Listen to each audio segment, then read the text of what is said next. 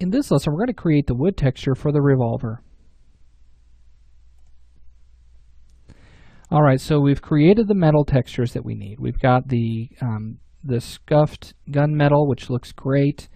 We've got the gunmetal for the trigger and the hammer, and we've kind of given it a different reflectivity color on that, so we get a little bit of a different metalness to that. We've also have our brass set up, so it looks really good. I'm really happy with the way that's coming out. Now we want to take care of the wood. Now we remember the wood did not come in. Okay, we linked that with the IDs, and that's because it doesn't have a smart material for that, so we have to create our own. So to do this, let's go ahead and add a material, and it's going to bring up our material browser. And let me go ahead and resize this again. And we can look through these material browsers, or this material browser, and we have lots of different materials that we can actually look through. And you'll actually find a wood material here. You'll find this bare wood.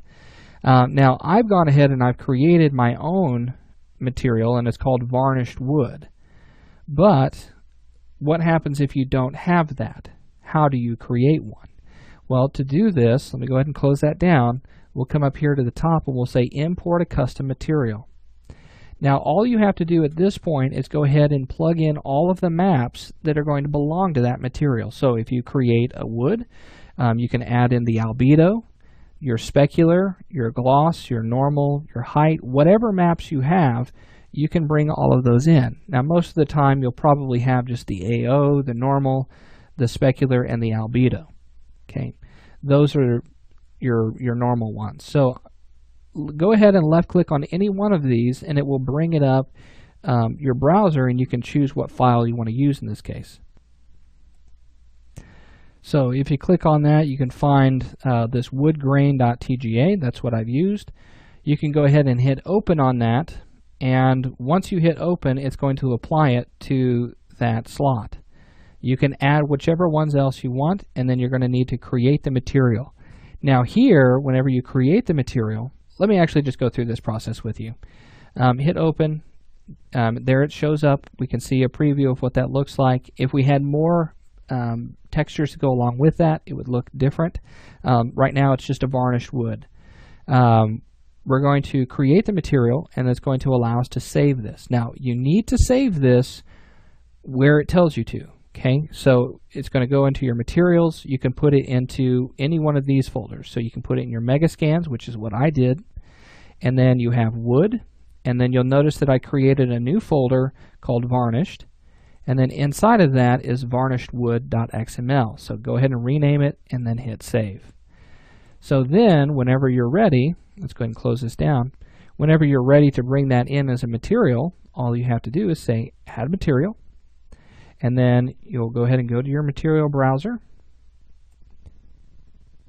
And then from here, you can choose that from your library. And this will always be there for you. Really, really great. So here's our varnished wood. We're going to go ahead and create that. It's going to add it to our stack here. We'll wait for that to finish. Now you'll notice that our model has come up again. Whenever you create a material, it replaces that. And so you'll need to go ahead and set this up again. So for this one, let's go ahead and turn off that apply rotation. And it looks like it looks like it spun around completely. So you need to make sure that you remove that, I suppose. Well, it's not that big of a deal. We can try to work around that. Let me go ahead and set this to something like that. Let's turn off that apply rotation. Well, we'll deal with what we can here. I apologize for that. I didn't expect that. But anyway, so with that in place, with that new 3DO, actually let's do this. Let's close down 3DO. I keep saying 3DO. And I probably keep saying DDO too. It's DDO and 3DO. Alright, so let's go ahead and reset that. Let's go to apply root motion. Let's set our Y. There we go. Now we're back to normal. Okay, so with our gun in place, we now have our varnished wood material. We need to set up where the mask belongs. So we'll right click on our mask, go ahead and choose the green color, And then with that selected, you're going to hit OK or Done on that, and you should see that mask show up. Okay, there it is. And then you'll also notice that we have the wood material on the handle. Now it looks really light right now, and that's because this varnished wood is like this gray color. Let's change it to something like a reddish brown, something kind of like this, and we'll hit OK. Notice the way that looks there, and notice how it comes up now. Now you can begin to play around with some of the values for that material, like the scale, and this is going to adjust the scale of the texture. So here we go. We're going to just kind of draw that down a little bit. That gives us a little bit of wood grain on that.